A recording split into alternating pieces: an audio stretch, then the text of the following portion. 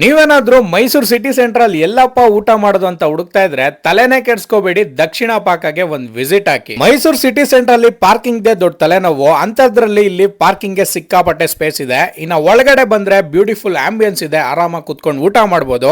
ಇನ್ನ ಸ್ವಲ್ಪ ಡಿಫ್ರೆಂಟ್ ಆಗಿ ತಿನ್ಬೇಕಂದ್ರೆ ಈ ತರ ಹೊರಗಡೆನೂ ತಿನ್ಬೋದು, ಅಂಡ್ ರಿಚ್ ಆಗಿ ತಿನ್ಬೇಕಂದ್ರೆ ಈ ತರ AC ರೂಮ್ ಅಲ್ಲೂ ತಿನ್ಬೋದು. ಇನ್ನ ಫುಡ್ ವಿಷಯಕ್ಕೆ ಬರೋದಾದ್ರೆ ಜಸ್ಟ್ 199 ರುಪೀಸ್ಗೆ ಆಂಧ್ರ ಮೀಲ್ಸ್ ನ ಅನ್ಲಿಮಿಟೆಡ್ ಆಗಿ ಕೊಡ್ತಾ ಇದಾರೆ ಗುರು. ನಿಜವಾಗ್ಲೂ ಇವ್ರು ಆಂಧ್ರ ಮೀಲ್ಸ್ ಅಂತೂ ಸಖತ್ ಟೇಸ್ಟಿ ಆಗಿತ್ತು. ನಾನಂತೂ ಎಂಜಾಯ್ ಮಾಡ್ಕೊಂಡು ತಿಂದೆ.